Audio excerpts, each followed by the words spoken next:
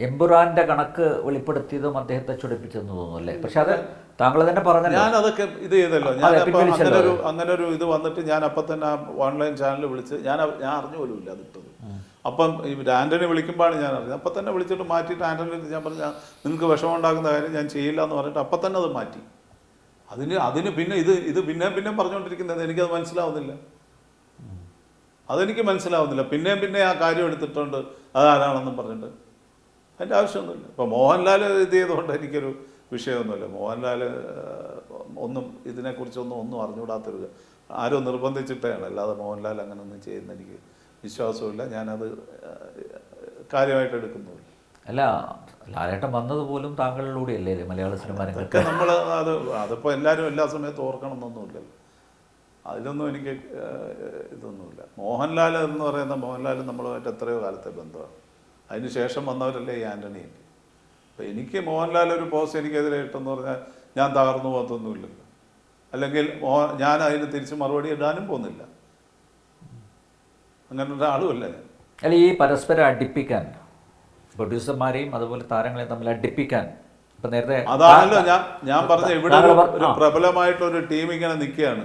എന്നുവെച്ചാൽ ഇങ്ങനെ വിറപൂണ്ട് നിൽക്കുകയാണ്. എന്ന് വെച്ചാൽ ഇങ്ങനെ ഈ അവരുടെ പല കാര്യങ്ങളും നമ്മൾ എടുത്ത് വെളിയിൽ ഇടുമ്പോഴത്തേക്ക് അവരുടെ പൂച്ച് വെളി വരികയാണ്. അതാണ് പ്രശ്നം. ഞാനിപ്പോൾ ആരെയും ഒന്നും പേരെടുത്ത് പറയുക ഒന്നും ചെയ്യുന്നില്ല. ഇത് നമ്മൾ ഈ കണക്ക് വെളി വിടുമ്പോൾ, കളക്ഷൻ വെളി വിടുമ്പം അത് അവർക്കൊന്നും ചോദ്യം ചെയ്യാനൊക്കത്തുമില്ല. കളക്ഷൻ വെളി വിടുമ്പോൾ അത് നമ്മുടെ ട്രേഡ് ബോഡീസ് തീരുമാനിക്കുന്ന കാര്യമാണ്, അവരുടെ കാര്യമല്ല. അപ്പോൾ അതാണ് അവരെ ചൊടിപ്പിച്ചത്. 100 കോടി ക്ലബ്ബ് ഒരു പടം പറയും. 100 കോടി ക്ലബ്ബിൽ വന്ന ഒരു പടം. പുലിമുരുകൻ്റെ പ്രൊഡ്യൂസറെ നിങ്ങൾ ആദ്യത്തെ പടം വരുന്ന പുലിമുരുകൻ എന്നാണ്. 100 കോടിയൊക്കെ വെച്ച് ടോമിച്ചനെ വിളിച്ച് ചോദിച്ചു എത്ര രൂപ ടോമിച്ചൻ്റെ കൈ കിട്ടിയെന്ന്. ടോമിച്ചന് പിന്നെ ഫീൽഡ് ഔട്ടൊന്നും ആയില്ല. അങ്ങേര് പാവം അയാൾ അങ്ങേര് ഇതൊക്കെ വിട്ടിട്ട് അവിടെ പോയി ബിസിനസ് ചെയ്തുകൊണ്ടിരിക്കുന്നു. അദ്ദേഹം ഫീൽഡ് ഔട്ടൊന്നും ആവത്തൊന്നുമില്ല. അദ്ദേഹം ഇനിയും വരും, ഇനിയും വന്ന് പടങ്ങൾ ചെയ്യും. അങ്ങനെയുള്ള ആരൊന്നുമല്ല. ടോമിച്ചൻ നല്ലൊരു ഫൈറ്ററാണ്. അപ്പോൾ പുള്ളി തിരിച്ചു വരും. അതൊന്നും നമുക്ക്. പക്ഷെ അദ്ദേഹത്തിന് അന്ന് അവിടെ ലോണൊക്കെ എടുത്തിരുന്നു KFCയുടെ. അതുപോലും അടയ്ക്കാൻ പറ്റിയില്ല. 100 കോടി ക്ലബ്ബിൽ കയറിയിട്ട് 100 കോടി പുള്ളിയുടെ കൈ കിട്ടിയിരുന്നത് അന്ന് ഇതൊക്കെ തീർത്തിട്ട് പുള്ളി വേണമെങ്കിൽ സിനിമ നിർത്തി പോയാനല്ലേ. പിന്നെയും പുള്ളി സിനിമ എടുക്കാൻ പോയല്ലേ.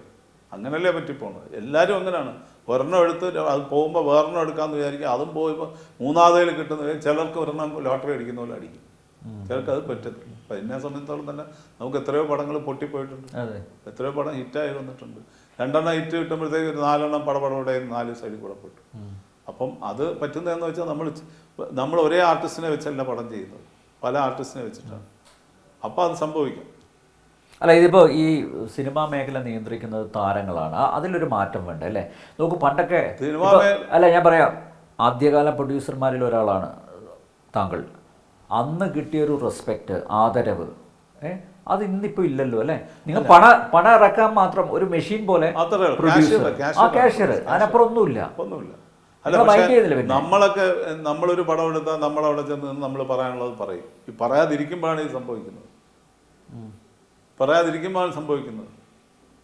ഇപ്പം ഇവരൊക്കെ പടം പ്രൊഡ്യൂസ് ചെയ്യില്ല. ഇവർ ഈ OTTയുടെ സംഭവമൊക്കെ കുറഞ്ഞ് വരുമ്പോഴത്തേക്ക് ഇവരും പടം പ്രൊഡ്യൂസ് ചെയ്യുന്ന നിർത്തും. അപ്പോൾ പിന്നെ പ്രൊഡ്യൂസർ വേണ്ടി വരും. ഇതിനു മുമ്പ് OTT വരുന്നതിന് മുമ്പ് ഇവരാരും പ്രൊഡ്യൂസ് ചെയ്തിട്ടുണ്ട്? നിങ്ങൾ എടുത്തു നോക്ക്. ഇവിടുത്തെ ഒരു മോഹൻലാലും ദിലീപ് ഒഴിച്ച് വേറെ ആരും പ്രൊഡ്യൂസ് ചെയ്തിട്ടില്ല.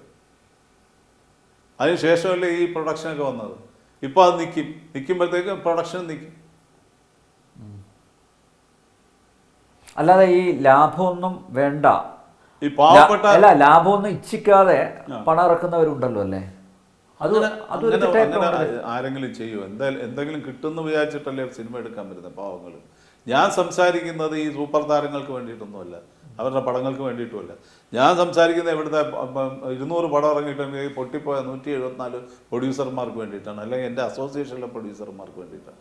320 പേരുണ്ട്. അതിൽ 1-2 പേര് ചിലപ്പോൾ അപ്പുറത്ത് പോയി എനിക്കെതിരെ പോസ്റ്റ് ഇടും, അവരെയൊക്കെ പ്രീതിപ്പെടുത്താനായിട്ട്. നട്ടലില്ലാത്തവന്മാർ അങ്ങനെയുള്ളവന്മാർ.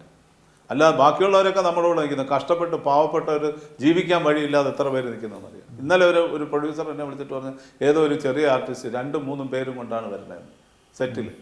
സഹിക്കാൻ വയ്യ ചേട്ടാ, ചേട്ടൻ പറയുന്നതിന് ഉടപ്പാണെന്ന്. അപ്പോൾ അങ്ങനെയുള്ള ആൾക്കാരാണ് നമ്മളെ സപ്പോർട്ട് ചെയ്യുന്നത്. എനിക്കിപ്പോൾ നാട്ടുകാരുടെ സപ്പോർട്ടൊന്നും എനിക്ക് വേണ്ട. ഞാൻ സിനിമയ്ക്കകത്ത് നിൽക്കുമ്പോൾ സിനിമയിൽ എൻ്റെ പ്രൊഡ്യൂസർമാരുടെ സപ്പോർട്ട് മതി. അല്ലാതെ ഈ ഫാൻസൊന്നും നമ്മളെ ചീത്ത വിളിക്കുന്നതിലൊന്നും എനിക്കൊരു വിരോധമില്ല. അവരതല്ലേ ചെയ്യൂ, അവരവരുടെ നേതാവിനോടല്ലേ കൂറ് കാണിക്കൂ, അല്ലാതെ എന്നോട് ആരും നിൽക്കില്ലല്ലോ. അതിലൊന്നും എനിക്കൊരു വിഷയമില്ല. മോഹൻലാൽ ഇപ്പോൾ പോസ്റ്റ് ഇട്ടാൽ മോഹൻലാലിൻ്റെ ഫാൻസ് എന്നെ ചീത്ത വിളിക്കും, യാതൊരു പ്രശ്നമില്ല എനിക്ക്.